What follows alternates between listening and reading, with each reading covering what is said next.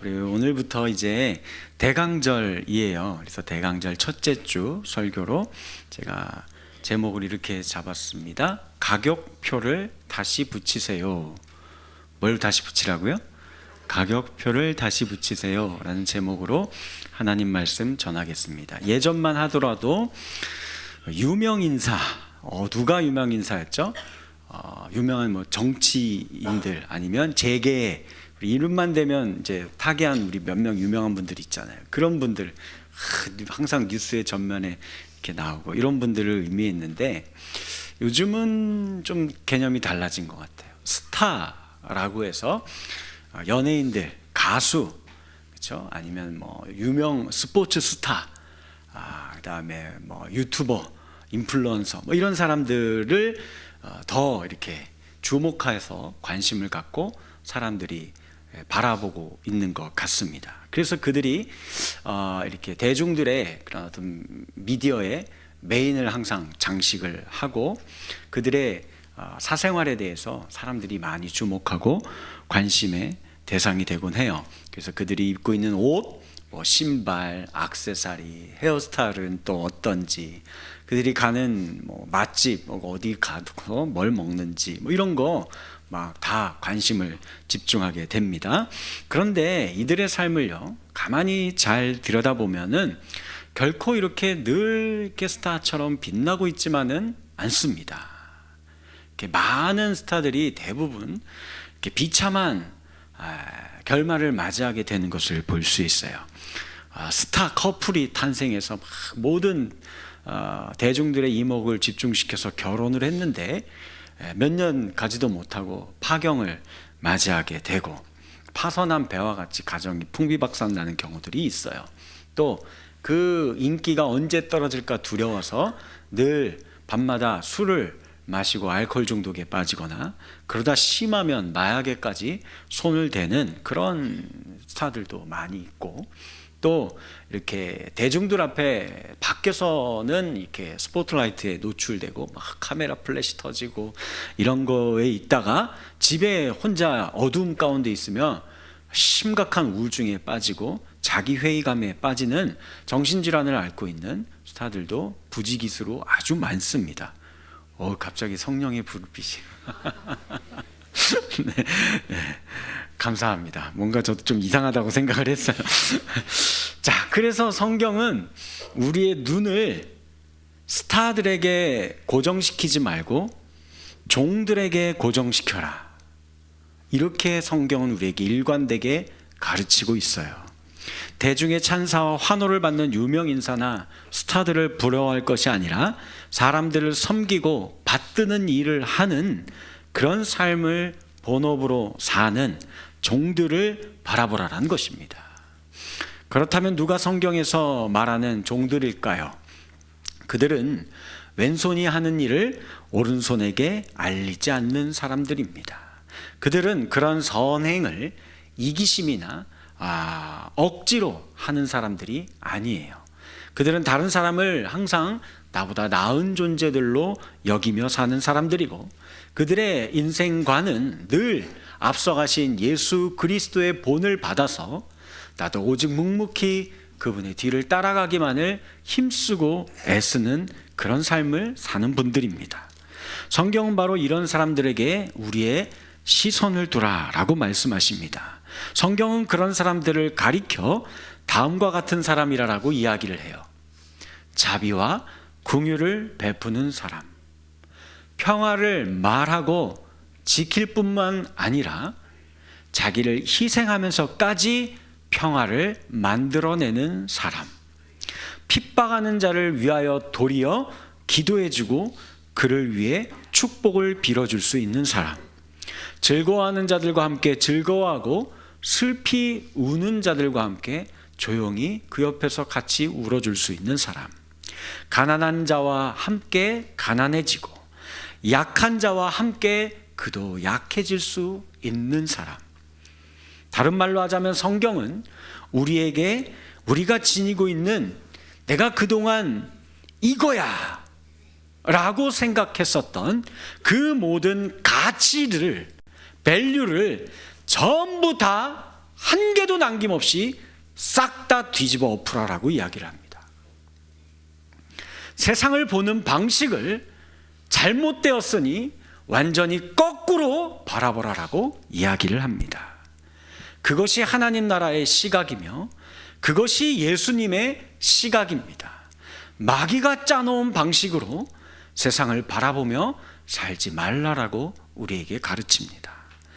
부자나 매력적인 사람, 유명한 사람, 저명인사, 멋진 사람에 대해서만 늘 관심을 갖고 그들을 부러워하고 그들을 추종할 것이 아니라 여러분들에게 별로 이 사람 내 옆에 있으나 마나 도움이 안 되는 사람, 이 사람이 나에게 아무런 유익이 되지 않을 것 같은 그런 사람, 예를 들어 가난하고 보잘것없는 사람, 못 배운 사람, 슬퍼하는 사람, 늘 아파하고 병들어 있는 사람, 그런 사람들의 친구가 되어주고 그런 사람들의 가까이 가서 용기를 북돋아주고 그 사람의 손을 잡아주고 같이 일어설 수 있게 해주라.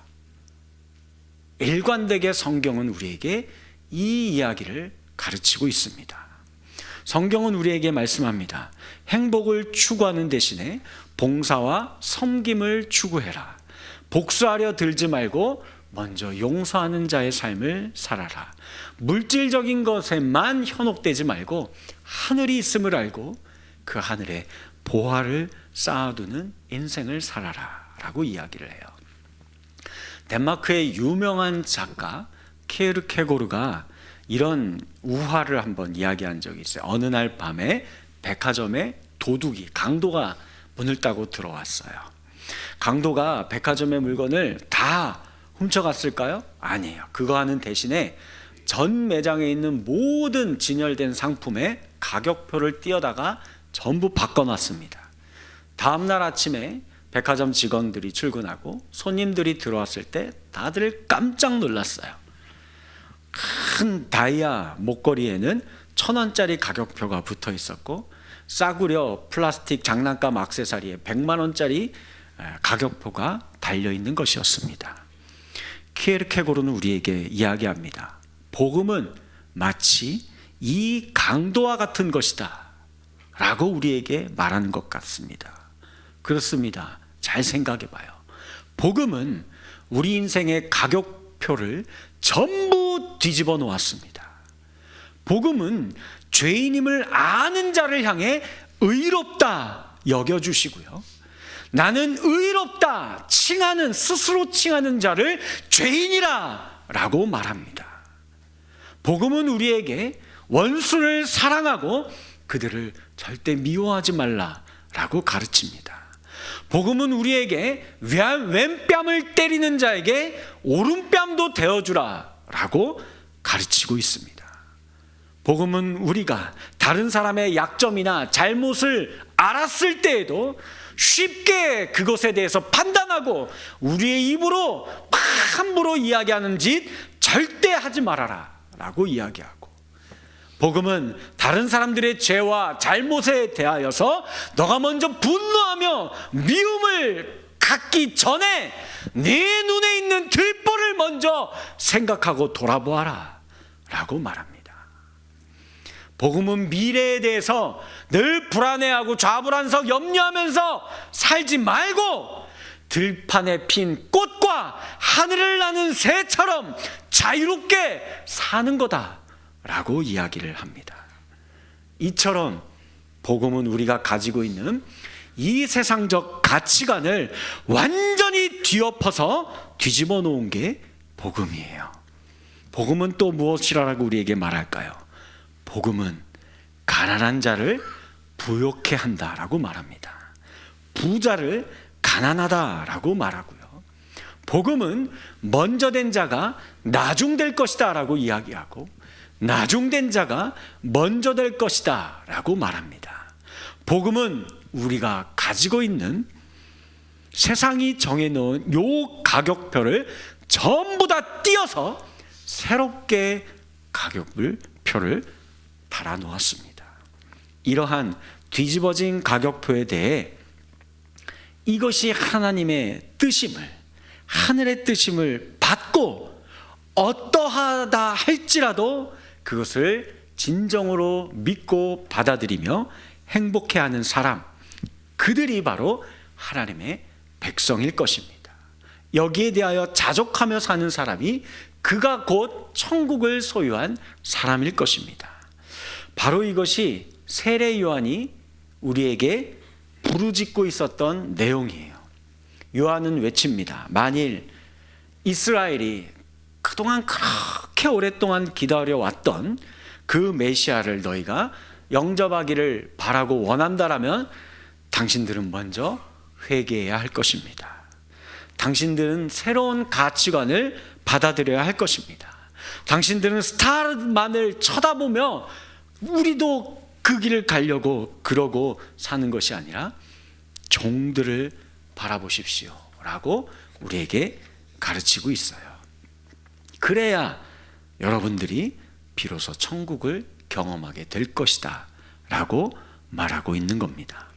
하나님 나라가 이미 도래하였는데 너희 가운데 임하였는데 여전히 보지 못하고 오늘도 지옥을 살고 있다라고 한다면 그것은 여전히 우리의 눈이 세상 사람들과 똑같은 거예요. 똑같은 가치관을 가지고 그저 저 위에 있는 스타들의 삶을 꿈꾸며 나도 저렇게 되고 싶다 하면서 그 인생의 길을 거기에 세팅하고 맞추고 살고 있기 때문입니다. 여전히 세상을 버리지 못하고 세상이 정해놓은 가치관에 따라 우리가 살고 있기 때문인 거예요. 성경은 이 세례 요한을 가르쳐 광야에 외치는 자의 소리다 라고 우리에게 말해요. 그리고 이 예언의 말씀은 누가 한 거냐면 이사야 선지자가 이사야서 40장 3절의 말씀에서 이야기한 겁니다. 이 두 선지자의 공통점이 있어요. 여러 가지가 있지만 그 중에 하나를 말씀드리면 둘의 시대가 한 명은 헤롯 왕의 시대이고 한 명은 아합 왕의 시대인데 두 왕이 다스리고 있던 나라의 상황이 아주 공통분모가 한 가지 똑같은 게 있습니다. 그게 뭐냐면 종교와 정치가 서로 야합해서 제사장직을 돈을 받고 사고 팔며 백성들이 제사를 드리기 위해서 재물을 가지고 나오면 요거를 편취해서 부당이득을 취득하면서 살고 있는 짓거리를 하고 있는 시대가 바로 요 두 왕이 다스리고 있던 시대입니다. 그때에 이사야도 요한도 이것을 거부하고 요 길을 거부하고 광야에 나아가서 외치는 겁니다. 회개하라, 천국이 가까이 왔느니라 우리에게 말씀하고 있는 겁니다. 여기서 말하는 회개란 무엇을 이야기하는 걸까요? 단순히 나는 죄인인가 보다 하고 아이고 하나님 제가 잘못했습니다, 용서해 주세요, 이렇게 하는 게 이게 회개일까요? 이것만을 의미하는 게 아니에요. 회개란 하나님의 언약의 자리로, 하나님의 부르심의 자리로 돌아가는 것을 이야기합니다. 이것은 궁극적으로 하나님이 원래 그 백성들이 살아야 하는 하나님의 자녀로서의 삶이 있는데 그 자리로 언약으로 우리를 초대하십니다. 그 하나님의 말씀의 가르침대로 살아가는 것을 이야기하는 것입니다. 이것은 세상의 가격표를 다 떼어버리고 다시 하나님 나라의 가격표로 붙여놓은 삶의 자리로 돌아가는 것을 이야기합니다. 스타나 꿈꾸며 바라보는 이 옛삶은 완전히 죽여버리고 새로운 삶으로 다시 재탄생하는 것을 이야기해요. 이것이 진정한 회개입니다. 또한 요한이 말한 천국은 어디일까요? 저 멀리 하늘 위에 있는 그 하나님 나라를 말하는 것일까요? 아니에요. 주기도문을 여러분들 생각해 보세요. 나라가 임하옵시며 뜻이 하늘에서 이루어진 것 같이 어디에서도 이루어져요? 땅에서도 이루어지리이다. 나라, 즉 천국은 뜻이 하늘에서 이루어진 것 같이 이 땅에서도 이루어지는 것입니다. 그리고 요한이 얘기했던 천국이 가까이 왔다라는 요 말은요, 우리 가운데 이미 임하였다라는 그 동사의 시제가 완료형으로 되어 있는 문장이에요. 그래서 하나님의 나라는 너희 가운데 있다라고 누가복음 17장에 보시면은 예수님이 바리새인들에게 둘러싸여 있어서 바리새인들이 예수님에게 질문하는 거예요. 또 계속 하나님의 나라에 대해서 뭐 이런 거다 저런 거다 이야기하는데 그러면 도대체 하나님의 나라가 언제 임하는 거야? 라고 물었을 때 저렇게 대답을 하셨는데 저걸 이제 또 영어 성경으로 한번 보면요 이렇게 돼 있어요. Kingdom of God is already among you. among you라고 돼 있는 게 저게 가운데 우리 삥 둘러져 있는 그 가운데 너와 나 사이에 임했다라는 뜻이에요. 이게 뭘 이야기하겠어요? 그 바리새인들 사이에는 누가 있어요? 예수님이 있죠. 이미 그 예수가 천국으로 너희 가운데 있는데 엉뚱하게 천국이 언제 오냐? 이거 질문하고 있는 거예요. 천국은 바로 이와 같은 거예요. 당신과 나 사이에 있는 게 여기에 예수 그리스도가 있는 게 거기가 천국이에요.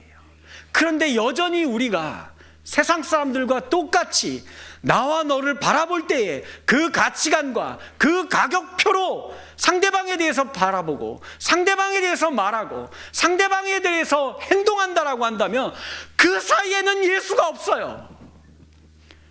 그 사이에는 지옥만 있을 뿐입니다. 하나님의 가치관으로 요 사이가 바뀌어야 돼요. 그래야 거기에 천국이 임하는 것입니다. 그러므로 요한의 이 메시지 회개하라 천국이 가까이 왔느니라 라는 요 말씀이 무엇을 이야기할까요? 하나님이 그 옛날 이사야 선지자를 통해 예언했던 종의 형상으로 오시는 메시아, 그가 곧 하나님의 나라인데 이 땅 가운데, 아니 저와 여러분들 가운데 임하였다라는 말씀입니다. 생각해 보세요.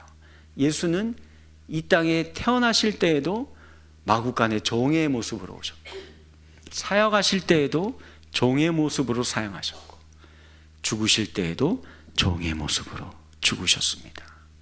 우리는 그것을 지난 시간에 성육신이다 라고 살펴보았고, 빌립보서 2장에 있는 말씀을 통하여서 원래 하나님과 동등된 분이신데 그걸 취하지 아니하시고 종의 형체를 가지사 사람의 모양으로 자기를 낮추시어 이 땅 가운데 오셨다라고 말씀하셨습니다.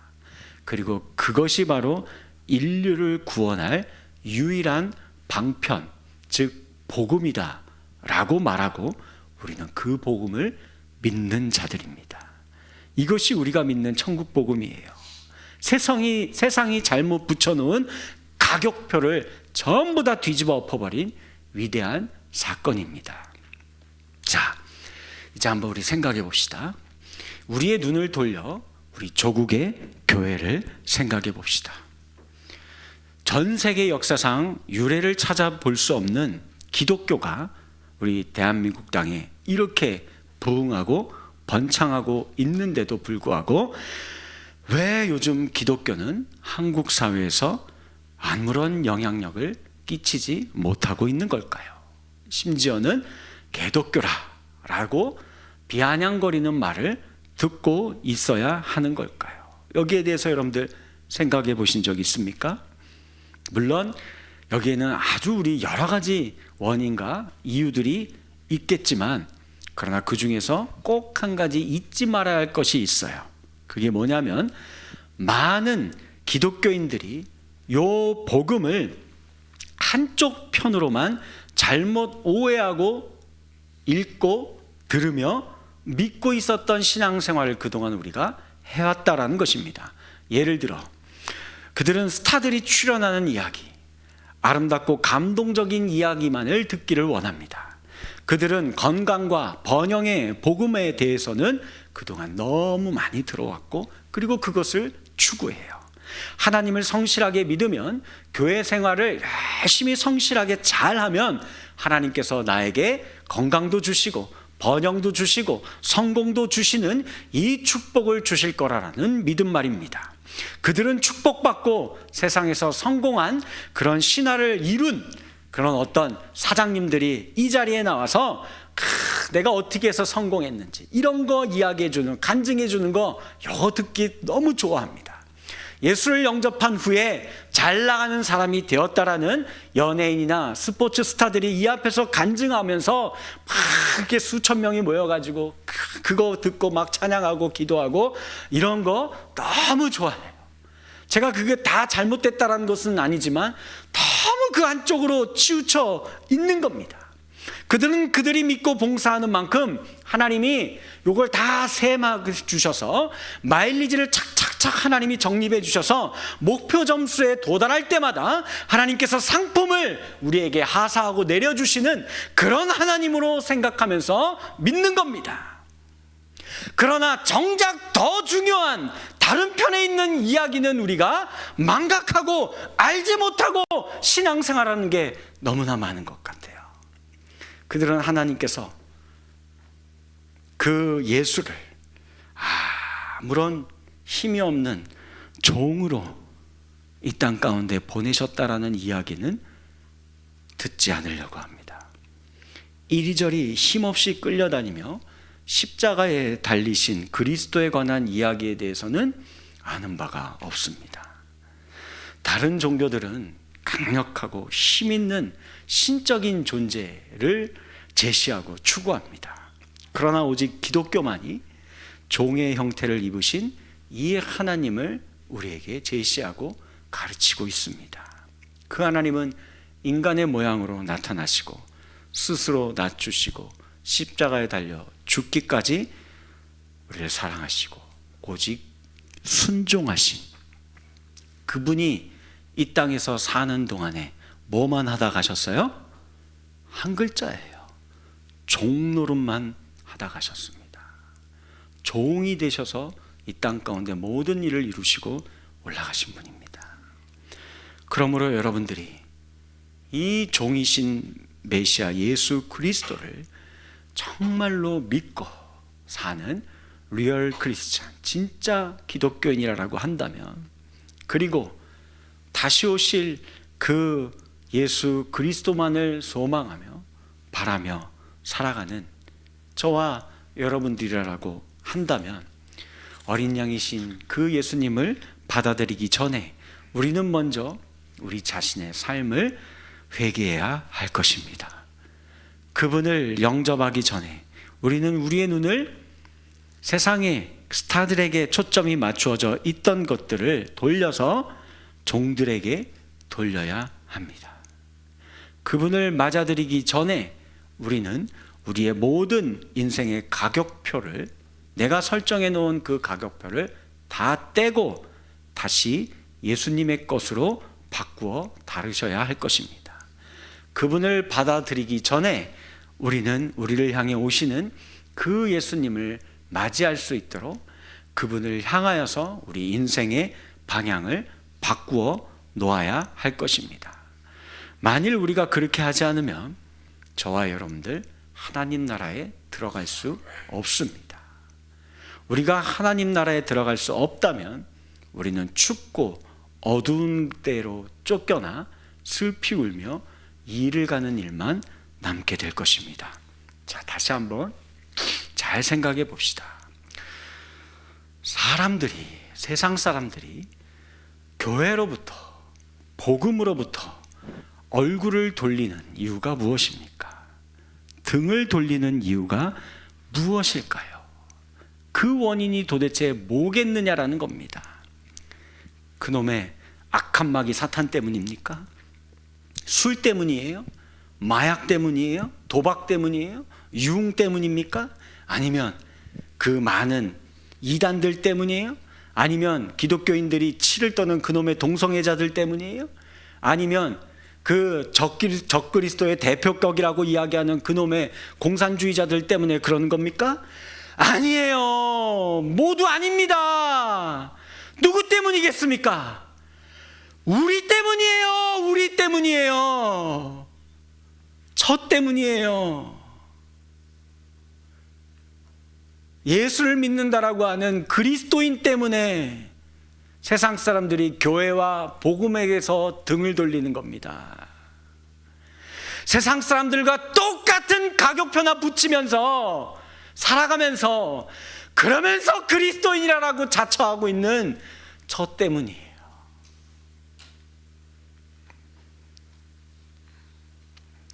세상이 추구하는 그 스타들에만 더 우리도 그렇게 되고 싶어서 목말라하며 아무도 세상에서 종로를 따려고 들지 않기 때문입니다. 세상에는 스타만을 꿈꿔요. 다 남들 위에 올라가는 것만 꿈꿔요. 다른 사람을 호령하고 명령하는 자리만 꿈꿔요. 다른 사람들이 나를 다 주목해 주기만을 바라는 그런 인생만을 꿈꾸지, 아무도 그 밑에 아무도 주목해 주지 않아도 섬기는 종의 역할을 하려고 하는 사람이 없어요. 심지어 그리스도인들도 안 하는 겁니다. 잘 생각해 봅시다. 여러분들, 세상에 있는 사람들이, 우리가 모든 그리스도인들이 막 뜻을 합해서 전국 방방곡곡에 더 크고 더 화려하고 더 세련되고 멋진 예배당을 산골 골짜기마다 빠진 데 없이 전부 다 세우면 세상 사람들이 우와 감동하면서 와 우리도 이제 교회 가야겠다 할 것 같습니까?